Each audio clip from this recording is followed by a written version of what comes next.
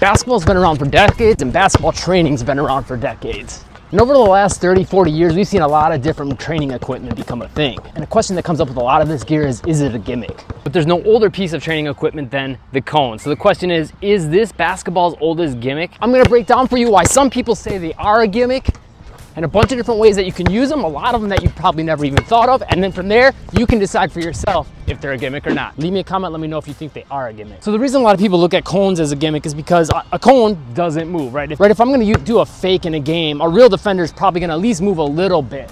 A cone wouldn't do that. Another reason is, well, a cone is just this little tiny thing down here. Defenders are taller, they're wider, and they have arms, right? Cones don't have those things as well. And clearly when we get into the paint, those arms and the ability to move and jump would make a big difference in trying to block shots and be more game-like. So yeah, a cone isn't very game-like in those situations. So you hear some skills trainers and coaches say you shouldn't use cones because they ain't gonna react like an actual defender would be. And their solution is you should just get in either more work by yourself, which I have an issue with, or two, get in work with someone playing live defense, or of course playing in more games. But here's the thing, we don't play on empty courts in games either, so saying that that's game-like isn't necessarily accurate. However, that being said, if I'm trying to do like an inside out where I'm trying to get the defender to shift here and then come back into a crossover, yeah, the cone might kind of mess that up because a normal defender would be here and my angle on my crossover would need to be different. So there is a point to be made there, but at the same time, having something to work around is better than nothing in my opinion.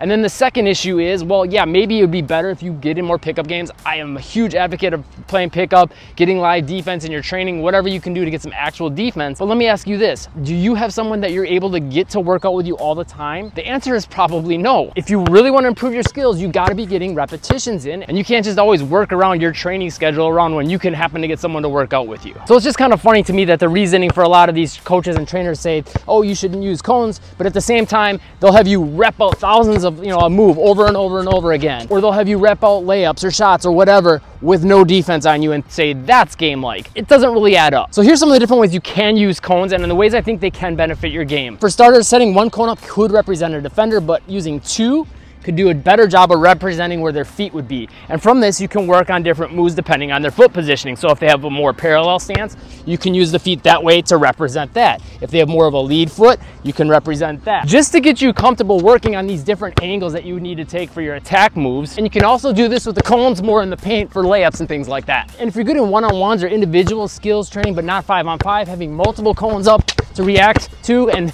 take up some space on the court and represent multiple defenders is a great option. So using cones at least gets you some spatial awareness and the ability to move the basketball around different objects, and then transitioning to moving around live defense will feel pretty easy. And you can also work on this spatial awareness with stationary drills to get comfortable with moving the basketball around objects, knowing where they're at and how to move the ball around them. Now clearly to do a lot of this stuff, well, you're gonna need good handles and footwork. The free work up into the comments will help you get both those things. Another way you can use cones is to measure distance. So if I got one cone here, I can start with my foot behind it and say, I wanna try to get to that cone and touch it in one dribble. And if I got that down, okay, I can move it out a little further, try to extend that range. So I'm working on explosiveness with that first step, mobility in my hips, a whole bunch of other qualities will come from that. You can also use this if you're trying to get more explosive and cover more ground or get wider on your Euro steps. Or I could set a cone up really far from the hoop behind the three-point line as a measuring spot. And then I'm gonna say I only get one bounce once I get past that to try to get a layup to work on my explosiveness to the rim and being able to get to the rim fast. Or I could use this to try to get wider on my crossovers. Or I can get creative and work on change of speed, using that as a measuring point, saying I gotta get to it as fast as I can, and then once I get to it, I gotta take 1, 2, 3 dribbles before getting my layup off. Similarly, I'll use cones when I'm working with a player and I'm trying to work on maybe a combo move. For example, you do a move and your defender slides with you, and then we want a counter move to happen at this cone. Or we could set it up saying this cone is your defender and then that's the help defense sliding up. And we could just use these cones as positioning markers to know where those defenders are at and where we're trying to beat them. Similarly, we can use these as positional markers for footwork. So for like on a behind the back snatch back, I'll tell a player, I want your foot to stay right behind this cone, and then I want you to step to get right behind this cone, and then pull the ball back and get your feet back to neutral. And you can do this with literally any dribble, an in and out. You can use this to work on different angles for those same moves. You can even use it to get really creative. And you can think about moving these cones into different positions for same moves you've done before to get a little creative with how you do them. Next way you'll see a lot of people use them, and this is kind of new, is the forced body positions. So you could use them to have your hand touch if you want want to try to get this inside knee lower or just get your hips lower, it's going to force you to get the hips lower. You could even say you got to hit it with your knee to try to get that knee lower. Or say you got to touch it to really get your hips and chest swaying to the side and leaning into a fake. And that's also going to force you to step a little wider, forcing different body positions, hip heights, and things along those lines, like this. Or you could come through the cones from there, or to force you to get into long, low positions, like that. You can even do this with tighter cones to work on shifting your weight more subtly and quickly, or even keep your feet stationary and work on wider weight shifts. Another way I like to use cones in training is to create a barrier. So an example would be if a player's coming here and they're getting out too wide, and because of that, the defender can cut them off. As you can see, if they slid, they could get right in front of them. I'll put cones up and say, hey, you can't go outside of that line of cones, so we can get more tight to the basket on our layups and our drive. And this will help get them in the habit that when they get past the defender, they start to seal them off instead of coming out wide where they can just slide right in front of them. And doing that all the way back here makes the rest of your drive that much easier and puts you in control. You can also set up a barrier down the middle of the court if you want a player to try to stay on the left side and work on that left hand. You can do this playing one-on-one or for any kind of drills, or just say, hey, get creative, but you got to stay on this left side so they get more comfortable moving to that left direction. Because a lot of times players think they have a bad weak hand, but their ball control is pretty good, but it's their feet and moving in that direction that's giving them the problem. Or you can set up 2 lines of cones to create 2 barriers so you can work on that tight handle. Just like in a game, you can't always move around as much as you want side to side, and this forces you to play in some of those tight confined spaces. And of course, you can also do this with precise tight spots on Euro steps and layups. Or you can set up a tight little square to work on your shifty footwork while being in a tight situation, but still being able to handle the ball, manipulate it, and get creative from there. You can also use them for tight footwork on moves like an in and out, trying to hit each gap with your foot. Or the same thing, but with double crossovers. Or freestyle.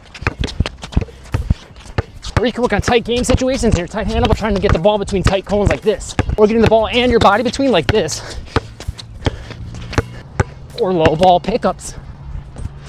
You can also use this to work on your offhand by setting down cones, touching cones, and picking up cones, so you have an active off arm on your handles and layups. Or you can just use them to flat out occupy that offhand, so if you're trying to work on your left hand, you can get better at it with handles and layups. You can also use cones to force footwork, and I like using tall cones, especially for drills like this, where I want the player to think about there's a pole going through the cone all the way up to the ceiling, or the sky in this instance. But tall cones helps prevent them from cheating and stepping over the top. And this drill, we're gonna do a circle around the cone and then explode. So we're working on choppy steps, big hard step, choppy steps, explosive first step, choppy step, first step. And I'm also working on floating the ball and then exploding. Floating the ball, quick steps, exploding. Slow dribble, fast feet. Or we can work on a out, in pattern like you might do on a speed ladder. And I can work on synchronizing footwork, and I can think about dribbling only once while the foot in is hitting. Floating, in, like this. Or synchronize with every right foot hit like this. You can take all these drills and combine them to work on your handle in different ways. And combining them can really overload your senses. And I think that's one of the biggest keys, is working on those senses and your handles at the same time, because you're also working on your mind and your focus. Overloading your mind in practice will really help you in games, because now you can think a little more clearly because you're overloading in practice, so things happen faster, and in games things slow down. I guarantee this will make you a lot more comfortable under pressure. In fact, Curry does a lot of mental overload type training in his off season, and you can see how calm he remains in game situations, how much quicker he can react to the things on the court than everyone else. So do you need cones to get a good handle, layouts, skills, just to be a good player in general? Well, no. Players like Jamal Crawford, it says he never even used cones and he prefers not to. But to me, that doesn't mean they're a gimmick, and that doesn't mean there isn't any benefits to using them and ways they can help players. Leave me a comment though, let me know your thoughts. Again, check out that free workout that's pinned to the comments. And if you have problems beating defenders in games, check out this video right here. If you want to see some more drills, check out this video here. And this video right here has got you covered with some specific moves, and here's some layups. I'll see you in the next video, or that free workout next.